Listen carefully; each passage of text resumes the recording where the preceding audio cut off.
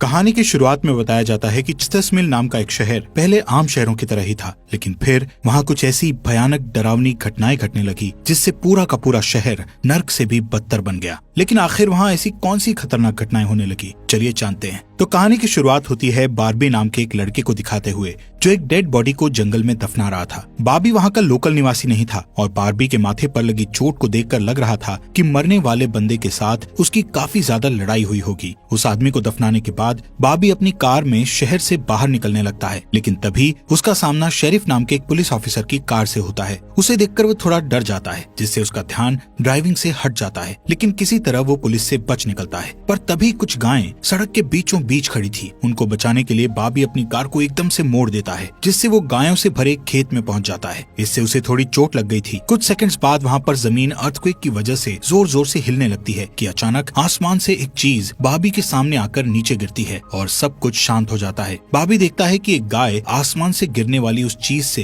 2 टुकड़ों में कट चुकी थी। वो डरा हुआ उस चीज को छूने लगता है तो उसे पता चलता है कि वो एक इनविजिबल वॉल है जो इतनी शार्प थी कि इसकी वजह से कई घर भी 2 हिस्सों में कट गए थे। तभी वहाँ जॉय नाम का एक लड़का आकर उससे पूछता है कि तुम ठीक हो या नहीं। वो भी उस इनविजिबल दीवार को देखकर शॉक्ड रह जाता है। दूसरी तरफ शेरिफ और लिंडा को खबर मिलती है कि उस पूरे टाउन की पावर सप्लाई कट गई है, फोन लाइंस बंद हो गई हैं और इंटरनेट भी काम नहीं कर रहा है। यहाँ तक कि सारे सैटेलाइट कनेक्शंस भी काम करना बंद कर गए थे। तभी शहर के ऊपर से उड़ रहा एक प्लेन उस इनविजिबल वॉल से टकराकर क्रैश हो जाता है, जिसे देखकर लोग और भी ज्यादा घबरा गए थे। और ये बात कंफर्म हो जाती है कि ये सिर्फ एक इनविजिबल दीवार नहीं बल्कि एक राउंड शेप डोम यानी गुम्बद है जिसने आधे शहर को कवर कर लिया है। वहीं दूसरी साइड हम एक रेडियो स्टेशन पर फिल और उसकी असिस्टेंट डोडी को देखते हैं जो सिग्नल लाने की कोशिश कर रहे थे। वो दोनों थोड़ा कंफ्यूज थे कि अचानक सिग्नल क्यों चला गया। यहाँ पर फिल को लगता है कि ये अच्छा मौका है उनकी रेडियो रेटिंग्स को हाई करने का, इसलिए वो दोनों सिग्नल को ठीक करने में लग जाते हैं। वहीं एक फायर ट्रक डोम की दूसरी तरफ से आ रहा था, जिसे देख बार्बी ट्रक वाले को इस इनविजिबल वॉल की तरफ इशारा करता हुआ उसे रुकवाकर क्रैश होने से बचा लेता है। थोड़ी देर बाद वहाँ इन्वेस्टिगेशन करने के लिए कुछ पुलिस वाले आते हैं, पर इस इनविजिबल डोम को समझना उनके बस की बात नहीं थी। उसी समय वहाँ पर एक शहर का काउंसिलमैन जिसका नाम बिग जिम था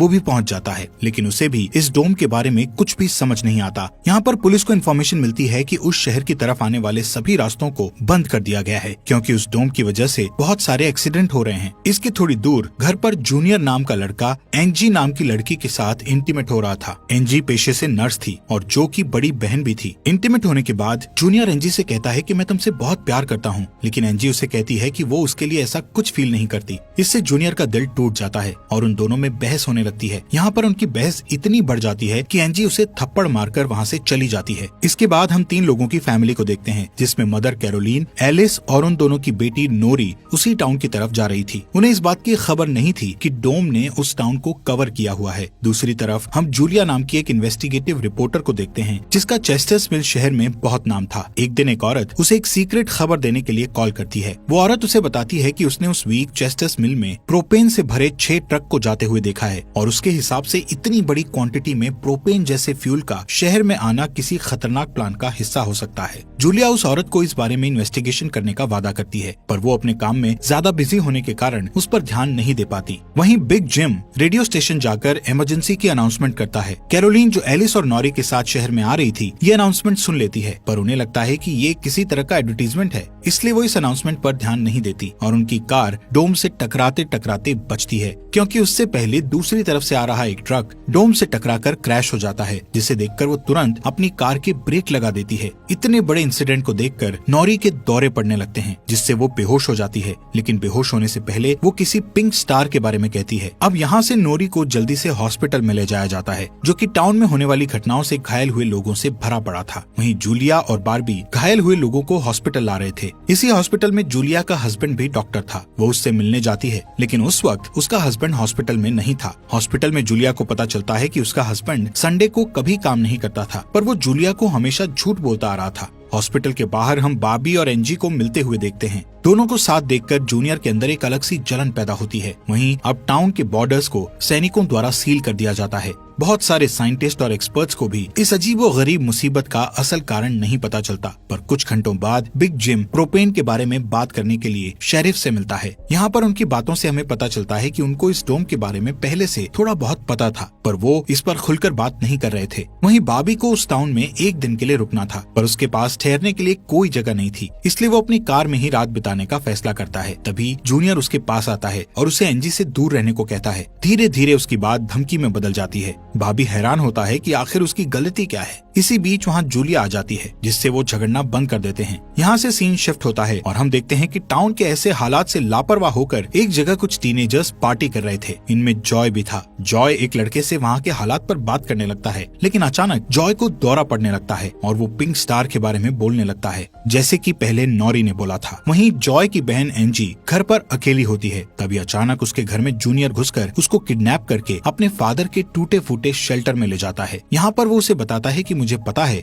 शहर को कवर किए इस डोम के बारे में। यहाँ पर एंजी को उससे ये भी पता चलता है कि बिग जिम ही जूनियर का फादर है। जूनियर एंजी को ये भी बताता है कि उसके फादर अपनी फैमिली की सुरक्षा को लेकर हमेशा चिंतित रहते थे, इसलिए उन्होंने फैमिली के लिए ये शेल्टर बनाया था। वहीं दूसरी साइड जूलिया बॉबी को अपने घर में ठहरने के लिए लाती है। तभी अचानक बॉबी की नजर उसके हस्बैंड की फोटो पर पड़ती है और उसे रियलाइज होता है कि ये वही आदमी है जिसे उसने सुबह मारा था। दूसरी तरफ लिंडा और शेरिफ सभी व्हीकल्स पर नजर रख रहे थे ताकि कोई भी गलती से इस डोम से न टकरा जाए। तभी अचानक शेरिफ को अटैक आ जाता है और वो वहीं पर मर जाता है। अब यहाँ से हमें सुबह की घटना फ्लैशबैक में दिखाई जाती है, जहाँ बॉबी टाउन में जूलिया के हस्बैंड जो डॉक्टर थे उनसे मिलने आया था। वो उनसे कुछ पेमेंट की बात करता है, पर डॉक्टर उसे पेमेंट देने से इनकार कर देता है, जिस वजह से उन दोनों में झगड़ा हो जाता है और एक्सीडेंटली बॉबी उसे गोली मार देता है। बॉबी जानता था कि भले ही उसने उसे गलती से मारा है, पर उसे इसकी सजा मिलेगी और इससे बचने के लिए उसने उसकी बॉडी को जंगल में दफना दिया। वहीं प्रेजेंट में सुबह उठकर बार्बी देखता है कि उसके गले की चेन गायब है, तो वो जूलिया से इसके बारे में पूछता है। जूलिया उससे कहती है कि वो उसकी चेन को ढूंढकर उसे दे देगी, पर तभी बॉबी को याद आता है कि वो चेन उस केबिन में ही गिर गया था जहाँ उसने उसके पति को मारा था। उधर जॉय अपने फ्रेंड बेन के साथ था, जिसने पिछली रात सीजर के वक्त उसकी मदद की थी। बेन जॉय से पिंक स्टार के बारे में पूछता है, जो उसने रात को दौरा पड़ते वक्त कहा था, लेकिन जॉय को उसके बारे में कुछ भी याद नहीं आ रहा था।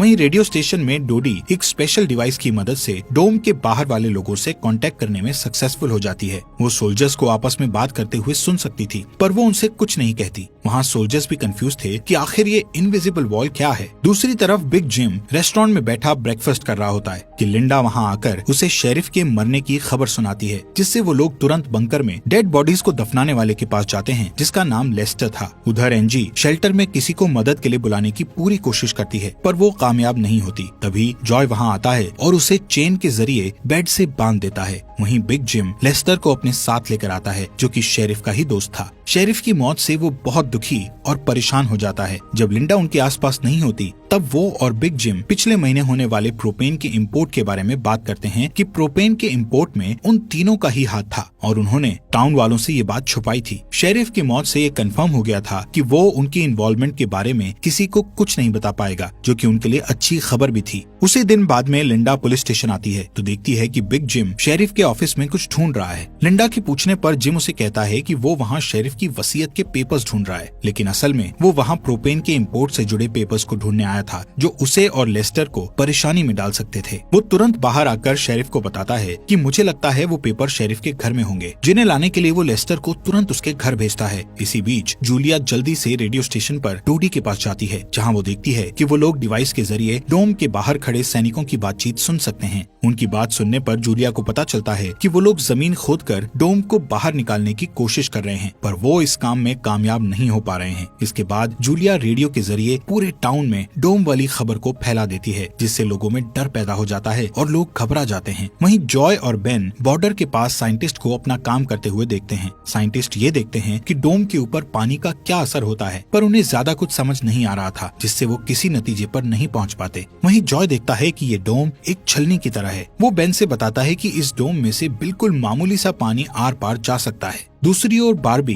अपनी चेन ढूंढने जूलिया के हस्बैंड डॉक्टर के केबिन में जाता है। वहाँ उसे उसका चेन मिल जाता है, पर तभी जूनियर वहाँ आकर उसे देख लेता है। जूनियर उससे पूछता है कि क्या तुम एंजी के साथ सोए थे। यहाँ पर बार्बी को लगता है कि शायद उसने उसे चेन ढूंढते हुए देख लिया है और इसीलिए वो जूनियर को ऐसे ही वहाँ से जाने नहीं दे सकता था, इसलिए वो जूनियर को बहुत बुरी तरह से पीटने लगता है। वहीं हम देखते हैं कि लेस्टर शेरिफ के घर पहुंचकर प्रोपेन इंपोर्ट के पेपर्स को ढूंढने लगता है। कुछ टाइम बाद उसे वो पेपर्स ड्रॉवर में मिल जाते हैं, तभी वो उन्हें जला देता है। जब वो वहाँ से जाने लगता है तो उसका पैर लगने से पेपर्स की आग घर के पर्दों पर लग जाती है, जिससे आग की लपटें पूरे घर में फैल जाती हैं और पूरा घर जलने लगता है, जिसे देखकर जल्दी ही बहुत सारे लोग जमा हो जाते हैं और आग बुझाने की कोशिश करते हैं, पर फायर ट्रक के बिना आग बुझाना नामुमकिन था। अगर वो लोग घर को जलने देते तो डोम के अंदर का टेम्परेचर बहुत बढ़ जाता, जिससे लोगों की जानें भी जा सकती थी, इसलिए सब मिलकर आग बुझाने में लग जाते हैं। बाबी लोगों को आग बुझाने में लीड करता है। तभी लिंडा को घर के अंदर से लेस्टर की चीखने की आवाजें सुनाई देती है। वो अंदर जाकर उसे घसीटकर बाहर निकाल लाती है और इलाज के लिए डॉक्टर के पास भेज देती है। यहाँ पर लोगों को आग बुझाने में 1 घंटे के बाद भी कामयाबी नहीं मिलती, उल्टा आग और भड़क जाती है। आखिर में जिम लोडर लेकर आता है और घर को गिरा देता है। तब कहीं जाकर आग शांत होती है। इसके बाद सारे थके हुए लोग इकट्ठा होते हैं। उनमें से पॉल नाम का एक पुलिस वाला फ्रस्ट्रेट होकर कहता है कि हम सभी लोग इस डोम से कभी भी बाहर नहीं निकल पाएंगे, क्योंकि ये डोम आग से जो धुआं निकला है उसे बाहर नहीं निकलने दे रहा। वो कहता है कि हम सभी इस डोम के अंदर ही मरने वाले हैं। इतना कहता हुआ वो हवा में गोली चला देता है, जो कि डोम से टकराकर एक दूसरे पुलिस वाले को लग जाती है और वो तुरंत मर जाता है। यहाँ पर पॉल को अरेस्ट कर लिया जाता है। अंधेरा होने पर जॉय और उसके दोस्त स्केटिंग के लिए जाते हैं। तभी वहाँ पर नोरी जॉय के पास आकर उसे कहती है कि उसे अपना फोन चार्ज करना है। जॉय उसे अपने घर ले जाता है, क्योंकि उसके घर में जनरेटर था, जो कि उस टाउन के गिने चुने घरों में ही था। उधर लिंडा पॉल को जेल लेकर आती है। वहाँ कुछ लोग पुलिस स्टेशन के बाहर प्रोटेस्ट कर रहे थे। असल में वो लोग पुलिस के घटिया सिस्टम का विरोध कर रहे थे। जिम उन सबको ये कहकर शांत करता है कि जरूरत पड़ने पर उन सबकी मदद की जाएगी। लॉकअप में बंद होने के बाद पॉल को हार्ट अटैक आ जाता है, जिससे लिंडा उसकी मदद के लिए दौड़कर अंदर जाती है, लेकिन तभी उसे पता चलता है कि पॉल सिर्फ अटैक आने की एक्टिंग कर रहा था। इसी मौके का फायदा उठाकर पॉल उसे धकेलकर उसे लॉकअप में बंद करके वहाँ से भाग जाता है। इधर बंकर में जूनियर फिर से एनजी के पास जाता है।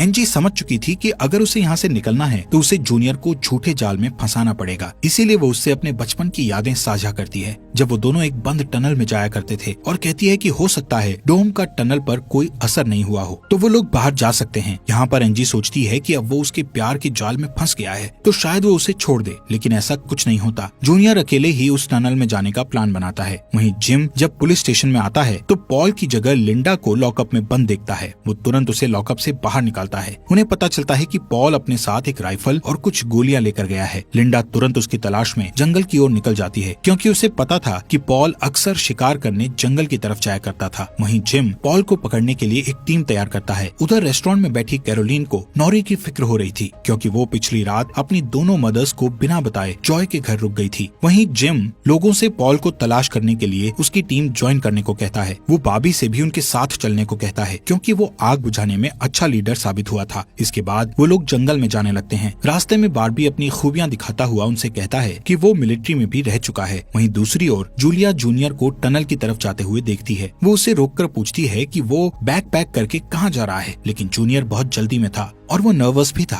वो कहता है कि मैं बस यहीं पास में अपने दोस्त से मिलने जा रहा हूँ। इससे जूलिया का शक उस पर और भी बढ़ जाता है और वो उसका पीछा करती हुई टनल तक पहुँच जाती है। उधर जॉय के घर पर जॉय और नॉरी साथ में नाश्ता कर रहे थे। जॉय पहले कभी किसी लड़की के साथ अकेला नहीं रहा था, इसलिए थोड़ा नर्वस फील कर रहा था, जबकि नॉरी कॉन्फिडेंट थी और बातचीत में भी हाजिर जवाब थी। तभी बेन और 2 लड़कियों को अपने साथ लेकर उसके घर आ जाता है, जिन्हें फोन चार्ज करना था। उन्हें इम्प्रेस करने के लिए बेन को जनरेटर यूज करना था, जिसके लिए जॉय बेन को थोड़ी बेदिली से इजाजत दे देता है, क्योंकि उस टाउन में जनरेटर एक बहुत काम की चीज थी और इस तरह उसका मिसयूज करना उसे सही नहीं लग रहा था। उधर जंगल में हम देखते हैं कि सर्च टीम पॉल को ढूंढ लेती है, पर उसी टाइम पॉल एक लड़के की टांग में गोली मार देता है। दूसरा लड़का भी उसे संभालने के लिए वहीं रुक जाता है, जबकि जिम और बार्बी पॉल के पीछे भागते हैं। दूसरी तरफ जूनियर टनल के आखिरी सिरे पर पहुंच जाता है, जहां पहुंचकर उसे पता चलता है कि डोम ने टनल को भी कवर किया हुआ है। वो दीवार के बिल्कुल करीब पहुंच जाते हैं, जिससे उसकी टॉर्च टॉर्च जलने लगती है। तभी जूलिया वहाँ आकर उसे वार्न करती है। जूलिया को देखकर जूनियर को बहुत गुस्सा आता है क्योंकि वो उसका पीछा कर रही थी। इस बात से जूनियर पागलों की तरह उस इनविजिबल वॉल को मुक्के मारने लगता है, जिससे जूलिया उसे रोकती है। फिर दोनों बैठकर बात करने लगते हैं। जूलिया उसे बताती है कि अपने पास्ट में की गई एक गलती की वजह से वो जर्नलिस्ट की इस बेकार सी जॉब में फंस गई है। उधर जॉय का घर लोगों से भर जाता है जो अपनी अपनी जरूरत के लिए उसके जनरेटर को यूज करने के लिए आए थे। एक बदमाश लड़का लोगों से जनरेटर यूज करने के बदले में पैसे वसूलने की कोशिश करता है, जो कि उसका था ही नहीं, लेकिन उसके खिलाफ बोलने की किसी में हिम्मत नहीं थी। ये देखकर नॉरी सब कुछ हैंडल करने के लिए आगे बढ़ती है, पर मामला और भी ज्यादा गर्म हो जाता है। लेकिन इससे पहले कि कुछ गलत होता तभी लाइट ही चली जाती है। नॉरी इस बात से बहुत खुश होती है कि जॉय ने उस बहस में उसका साथ दिया। वहीं जंगल में बॉबी और जिम पॉल तक पहुंच जाते हैं, पर पॉल ने अपनी राइफल निकाल रखी थी, जिससे वो जिम को मारने ही वाला था कि तभी पीछे से लिंडा आकर उसे शूट कर देती है। दूसरी साइड कैरोलीन जॉय के घर जाकर अपनी बेटी नोरी से मिलती है। वो नोरी से कहती है कि उसे थोड़ा जिम्मेदार बनना चाहिए। उसकी डांट सुनकर जॉय और नोरी